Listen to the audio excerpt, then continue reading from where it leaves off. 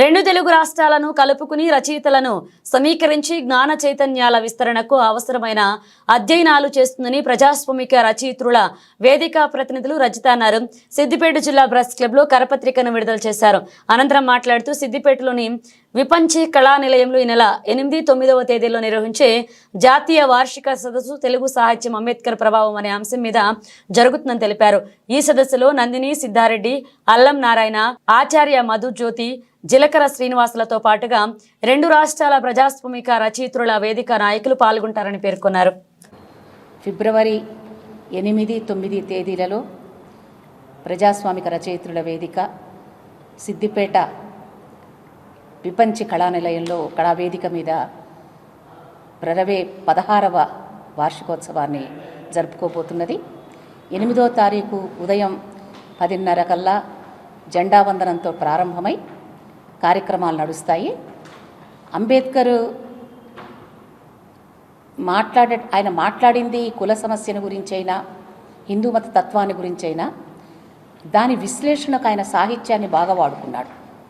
మనుస్మృతి, వేదాలు, పురాణాలు, ఇతిహాసాలు వీటన్నింటినీ విశ్లేషిస్తూ ఆయన కుల సమాజ పరిణామాన్ని అంచనా వేశాడు.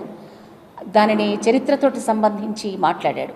అందువల్ల సాహిత్య విమర్శకు కూడా అంబేద్కర్ ఒక నమూనానిచ్చాడని అర్థమవుతున్నది.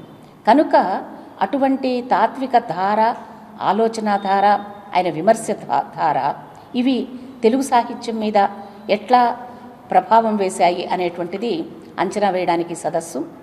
ఈ మా ప్రరవే జెండా ఎగరవేసినప్పుడు ఇక్కడ సందేశం ఇస్తారు మన రంగాచారి గారు, సూఫీ, అట్లాగే తర్వాత నరేష్ కుమార్ సూఫీ.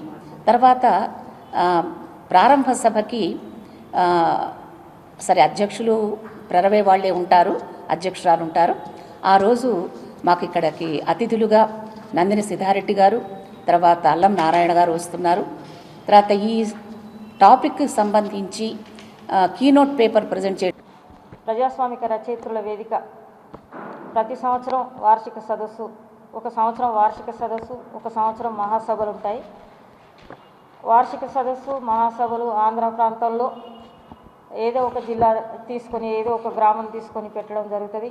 దాని తర్వాత వెంటనే తెలంగాణలో వార్షిక సదస్సు, మహాసభలు తెలంగాణ ప్రాంతంలో ఒక జిల్లాను కానీ ఒక గ్రామాన్ని కానీ తీసుకొని పెట్టడం జరుగుతుంది. అదేవిధంగా ఈసారి 16వ వార్షిక సదస్సును సిద్దిపేట పట్టణంలో పెట్టాలని ప్రజాస్వామిక రచయిత్ర వేదిక నిర్ణయించింది. ఈసారి విశ్వమానవుడు, భారతరత్న, రాజ్యాంగ నిర్మాత, ప్రముఖుడు, మేధావి, న్యాయకోవిదుడు, రచయిత, పరిశోధకుడు అయిన బాబాసాహెబ్ అంబేద్కర్ తెలుగు సాహిత్యంపై అంబేద్కర్ ఆలోచనల తాత్విక చింతన ద్వారా ఒక అంశంగా మేము ఈ సదస్సును ఈ పట్టణంలో నిర్వహించాలని నిర్ణయించాము.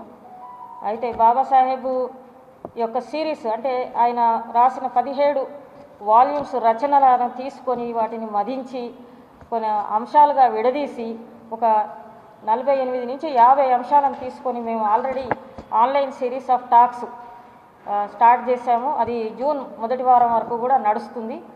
సో అట్లా అదే సీక్వెన్స్లో, అంటే అదే పరంపరలో ఈసారి అంబేద్కర్ మీద టాపిక్ అంశాన్ని తీసుకొని ఇక్కడ పెట్టాలని మేము